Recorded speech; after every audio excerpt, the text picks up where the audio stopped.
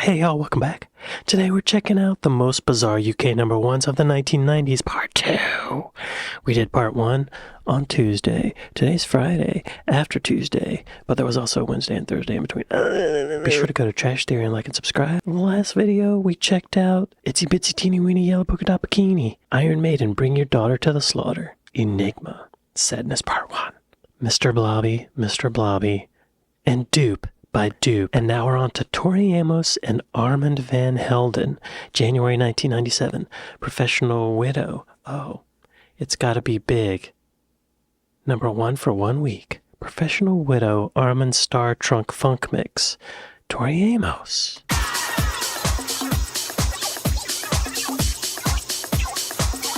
Tori Amos is in a genre one.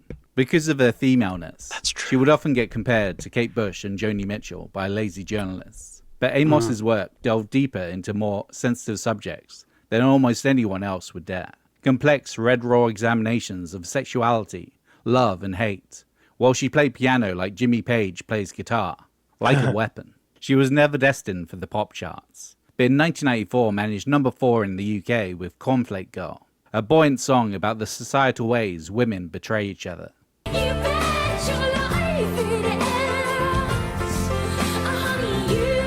2 years later, she released Boys for Pele, her most challenging listen, as if she's attempting to play 9-inch nails on a harpsichord. Professional Widow was the song to get the most critical attention on release, crashing the harpsichord to within an inch of its life, drums cracking like a levee breaking. Yeah, I remember this. While the nearest thing to a chorus features a swear that Mr. Reznor would later claim for his own.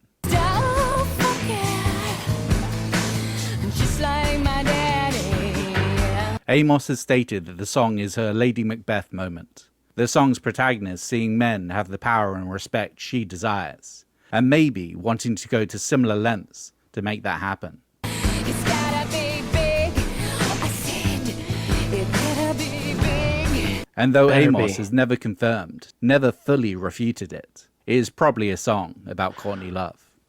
Oh, right. Y'all, I reacted to a Trash Theory video about songs about Courtney Love. Check that out. I remember this song. I think this song was the first time I really became aware of Tori Amos. But handed over for a remix to New York DJ Armand van Helden.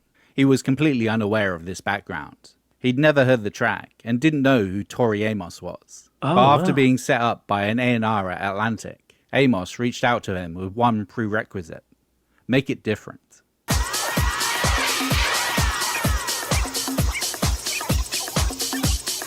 When it comes to remixing, I have one side. That's ass shaking. Now, does it move? I take remixing as a business, because that's what it comes down to. People don't want a remix that's, oh, it's so beautiful, but it doesn't move nobody. Oh, he's right. That is all about sales. Oh, wow. Get butts on the floor, ball on the floor. Taking inspiration from a recent trip to Club Capital Ibiza, and the chopping to the melody sampling style of DJ MK, he created an epiphany.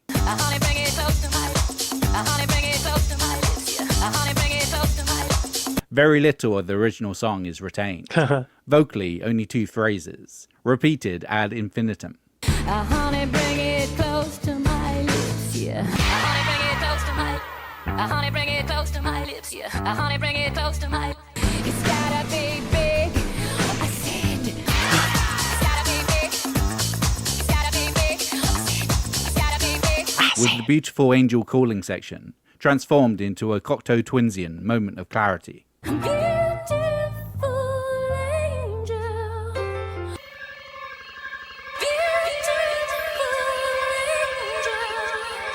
That hard, funky bass line too is a snippet of the original track, sped up and made the song's core alongside a relentless post-house beat.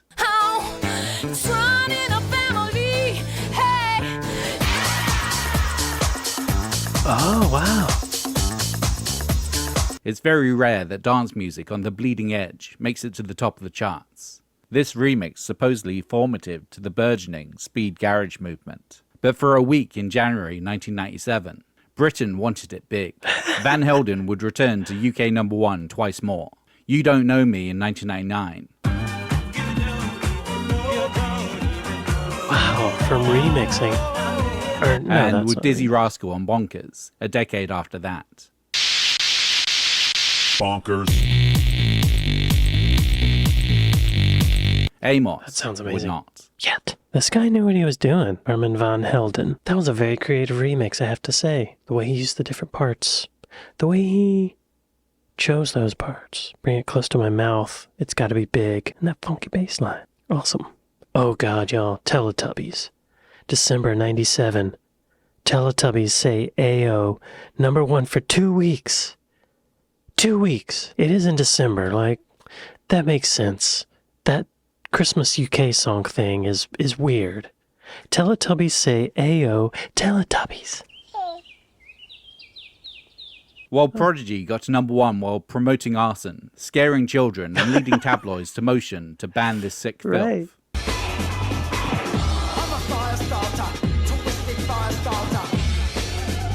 There was another group that grabbed the top spot, who were perhaps even more controversial, warping the minds of the nation's youth as their 10-foot-tall leader outraged conservative thought leaders with their alleged use of queer iconography. It was, of course, the Teletubbies.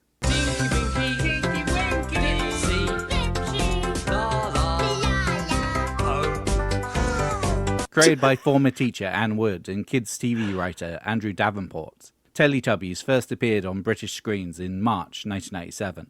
The look and movement of the 4 plush, brightly coloured beings, with antennas and stomach screens, Tinky Winky, Dipsy, Lala and Poe, had been inspired by NASA spacesuits. I was fascinated by the moon landings. It struck me as funny that, at this pinnacle of human achievement, the figures that emerged in bulky spacesuits from landing capsules are like toddlers, with oversized heads and foreshortened legs, and they respond to the excitement of their new world by bouncing about. Their aim was to make a show for 2 to 3-year-olds that was entertainment as much as education, and focusing on how toddlers actually learn. The Tubbies' baby speak was thought to be dangerous to children's development, and though the constant again-agains may have been anathema to parents, studies have shown that talking their language and repetition is how to get themes and ideas to resonate in preschool. Within a couple of months, they were regularly getting 2 million viewers. Wow. Though a significant portion of that audience were ravers, using the show's psychedelic visuals as a post-clubbing come-down, like with Mr. Blobby before them.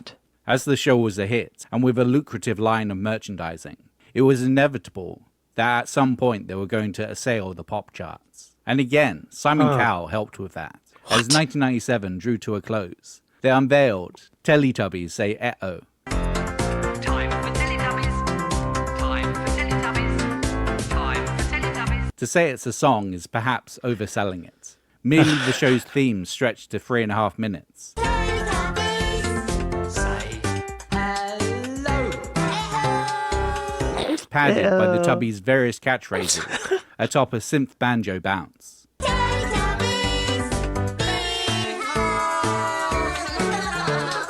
Its bravado sequence is a fair light run of barnyard animal noises, played to their audible delight.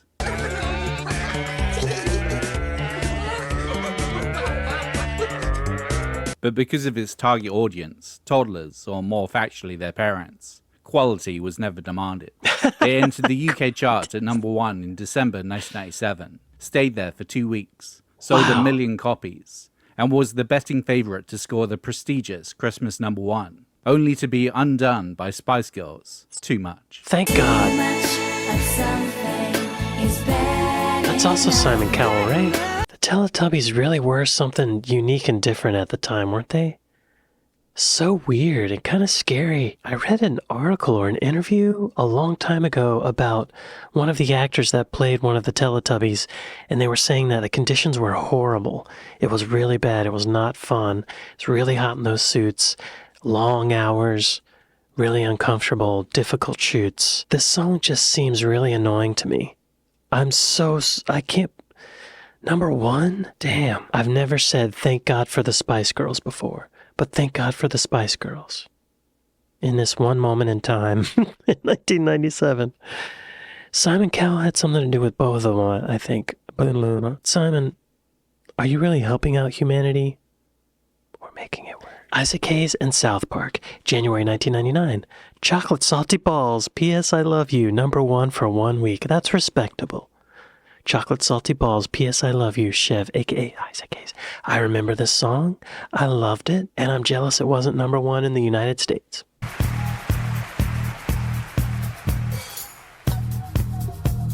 Mr. Blobby and the Teletubbies weren't the only fictional characters grabbing #1 hits in the 90s. In February 1991, 6 months after debuting on British satellite TV, The Simpsons rocketed to pop's peak position, with the more than likely Michael Jackson co-written Do the Bartman. Really?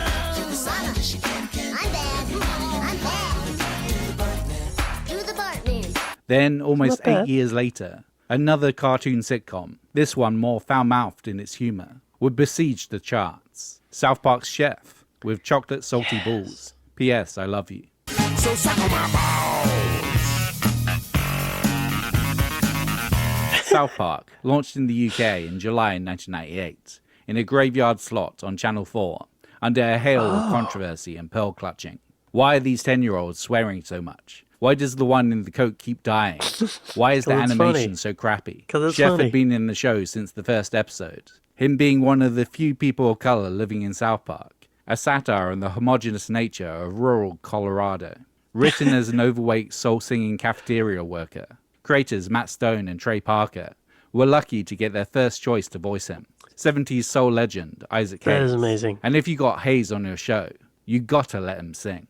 If you ever need a quick pick me up, just stick my balls in your mouth. Ooh. Written by Parker, the song, or at least its chorus, debuted in the 1998 Season 2 episode, Chef's Chocolate Salty Balls, where the Sundance yeah. Film Festival moves to the show's small mountain town, and now overcrowded by film industry people. Chef attempts to cash in with his sweet and savory treats, advertising them with a short, suggestive funk riff. Suck on my chocolate salty balls. Put them in your mouth. Put them in your mouth and suck them and suck them. By the Chef Aid album, released later that year, the song had been fleshed out into a soulful makeout jam / recipe, with production from Rick Rubin. Mix in a cup of flour.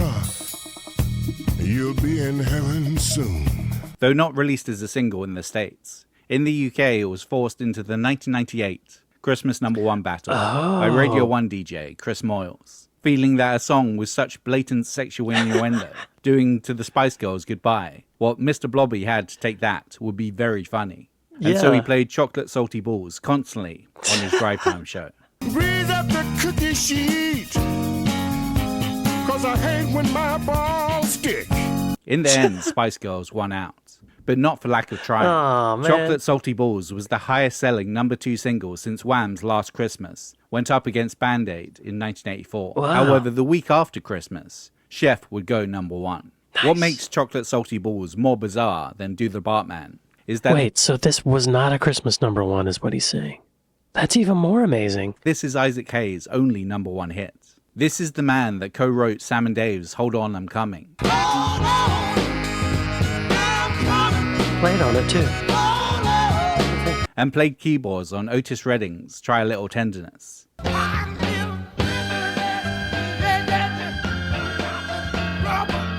Whose solo work was formative to the soul, disco, and trip-hop genres. This is only #1.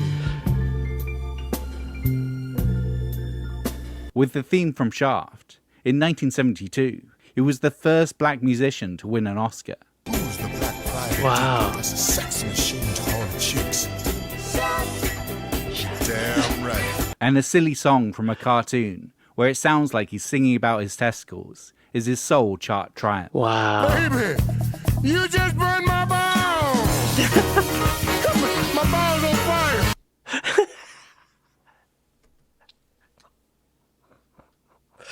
That was his only #1. Well, hey, better than no #1. Like me. Yo, I remember this song. I remember watching it the first day it came out. In the States, it was on Wednesday nights at 10 p.m. Watched it every night, or every week, and I've not missed an episode yet.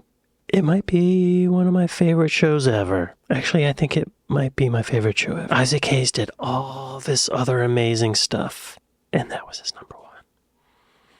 Hey, it shows how crazy the entertainment industry is, isn't it? My balls on fire. My balls on fire. Okay, Baz Luhrmann and Mary Schmitz. June 1999. Everybody's free to wear sunscreen. #1 for 1 week. Everybody's free to wear sunscreen.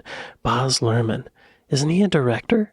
Film director? He did Elvis and The Great Gatsby and something else, I think, right? I will dispense this advice now.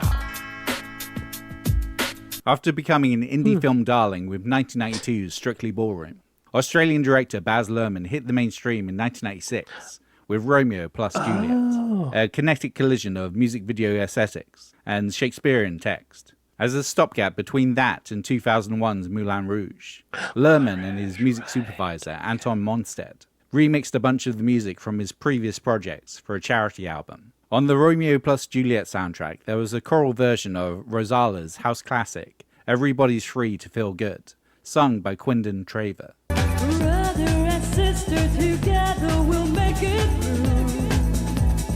Brother and sister together we'll make it through. I like that better. Which they reshaped into a trip-hoppy ambient instrumental. Brother and sister together we'll make it through. At the same time, Monstead had received a chain email that was currently doing the rounds. A commencement speech given by Slaughterhouse-Five author Kurt Vonnegut at MIT in 1987. Ladies and gentlemen of the class of 97.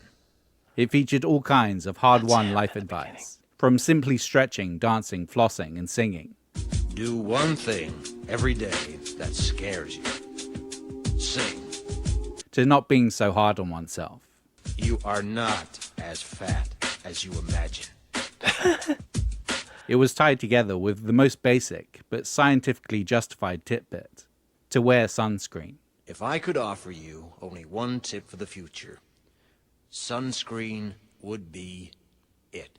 Luhrmann felt that this, as a spoken word monologue, would work perfectly with their remix of Everybody's Free, but they needed to acquire the rights, and emailed Vonnegut's people. But as deadlines loomed, they hadn't heard back. So they searched the web for alternate ways to contact the author. What they found were articles about the sunscreen controversy. The list of guidance was never penned by Vonnegut, instead by Chicago Tribune writer Mary Smeek for a column in June 1997, titled Advice Like Youth, probably just wasted on the young. But it had been re-authored by the original sender to get more forwards. Smeek said of her initial spark, "One Friday morning in May 1997, I didn't have a clue what I was going to write about. As I walked to work from my home along Lake Michigan, I saw a young woman sunbathing, and I thought, I hope she's wearing sunscreen. I hadn't at her age, and I really regretted it. I had reached a point in my life where I was ready to give out advice."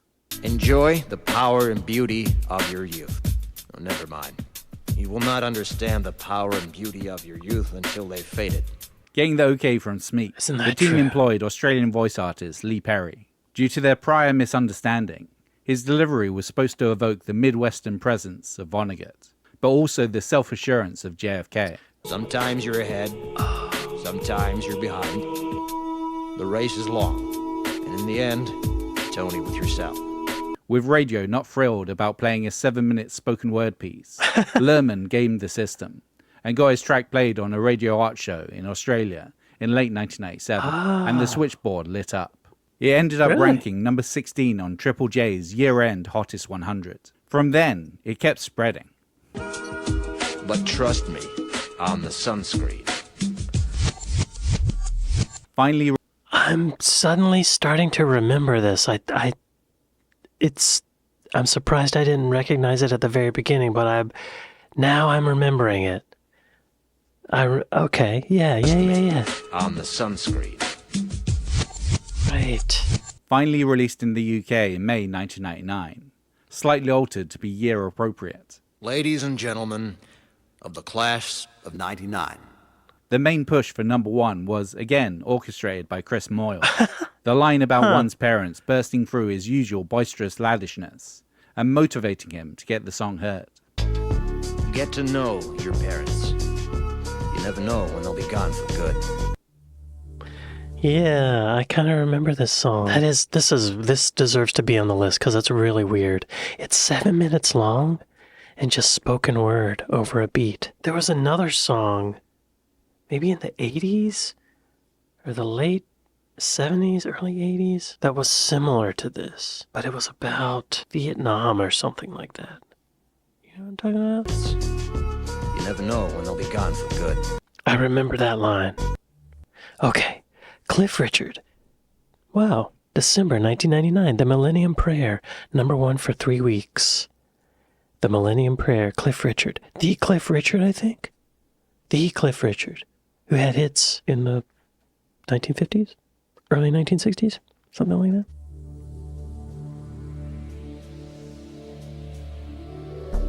Cliff Richard was the closest thing Britain had to Elvis, a hip-shaking voice of the youth, who, with backing band The Shadows, defined the earliest moments of British rock and roll. Let me tell you, baby, it's called rock and roll. After his first #1, Living Doll in August 1959, Myself a crying, talking, sleeping, walking, living doll. he became a chart mainstay and scored Great voice. Great voice. Walking, living doll. He became a chart mainstay and scored #1s regularly, then intermittently, for the next 4 decades, despite ever-changing musical trends. The young one, 62. darling with the young one. We're all going on a summer holiday. No more working for a congratulations and celebrations. It's so funny how we don't talk anymore. Christmas time, mistletoe and wine. The Millennium Prayer from December 1989 was the 14th and last time his devoted fanbase launched him to the very top of the pop. 14. Every home, every tree. While other rock and roll stars of his generation were taking heroic amounts of drugs and indulging in groupies, Richard found God, outing himself as Christian in 1966, Outing himself. an aspect that would increasingly impact his formerly secular music. Huh. The Millennium Prayer was the height of this, an incongruous mashup that is almost certainly the only #1 to have both Scottish poet Robert Burns and Jesus Christ in its songwriting credits. Our Father who art in heaven. If someone said to you there was the Lord's Prayer set to Auld Lang Syne, you'd want to puke. Hallowed be thy name. But when I heard it, I thought that the most simple ideas are strokes of genius when they work. Thy kingdom come, thy will be done And this to me is a stroke of genius. on earth as in heaven. It was Christian composer Paul Field that put the pieces into place. After seeing crowds recite the Lord's Prayer in sync with telecasts of Princess Diana's funeral, people knew the words. Why not put it to a melody they also knew? He included the piece in his Methodist review, Hopes and Dreams, and got Richard involved. Richard, though, heard a hit. Lead us not to the time of trial. Taking it to his label of 40 years, EMI, they couldn't hear the commercial appeal, and so refused to release it. Instead, he went with Chrysalis Records' offshoot, Papillion, and released it as a charity record for Children's Promise. BBC Radio's 1 and 2, as well as London's Capital, didn't want to play the song, both because the 59-year-old Cliff Richard was not relevant to their young audiences, and most importantly, the song wasn't very good. I didn't want to say it.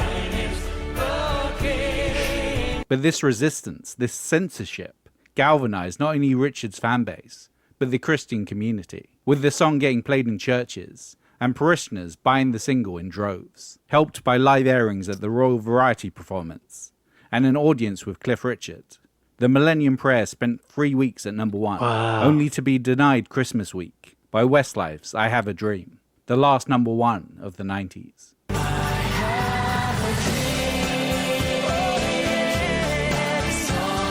However, Cliff Richard isn't who we think of when we think of music in the 90s. No. It was a time of musical Hang innovation. on.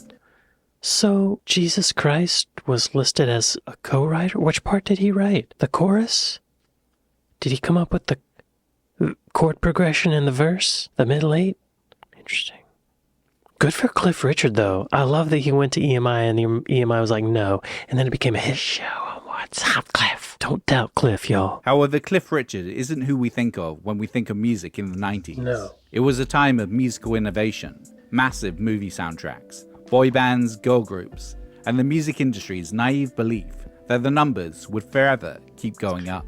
A decade of house, grunge, gangster rap, Britpop, and teen pop. Yo, this is right before Napster came out and showed the world that CDs were dumb. At its most bizarre, it was a decade that reveled in controversy, kids' TV, and danceable beats. There are some recurring themes that play out in these songs. The move on to dance as the dominant chart music, the selling of pop via familiar fictional characters rather than quality, and increasingly ambitious sample sourcing. But more than anything, they all convinced the British public to buy. You know, something I've noticed about a lot of number one hits is they're usually, not all the time, but often of the time, about we're gonna be together forever, I love you no matter what. Or I used to love you and now we're broken up, I'm so sad that we're broken up, I want to be with you forever.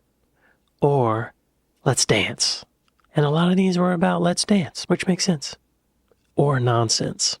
Making them all for a week or 3, the biggest song in the country. Thanks for watching. So what other bizarre 90s number ones do you think I missed? I don't know, I bet there's some more bizarre ones. I feel like those Christmas UK number ones are really weird. Not always great. Well, this was fun. Y'all be sure to go to Trash Theory and like and subscribe. Be sure to check out part 1 if you skipped here to part 2. I'd like to say I love the 90s. Decade against decade, I have to say the 90s were probably the most fun. It's been downhill ever since then, I think. Well, yeah, I'd like to thank my patrons. I'd like to thank my Buy Me a Coffee folks. Thank y'all for watching this with me, and I'll see y'all next time. Later.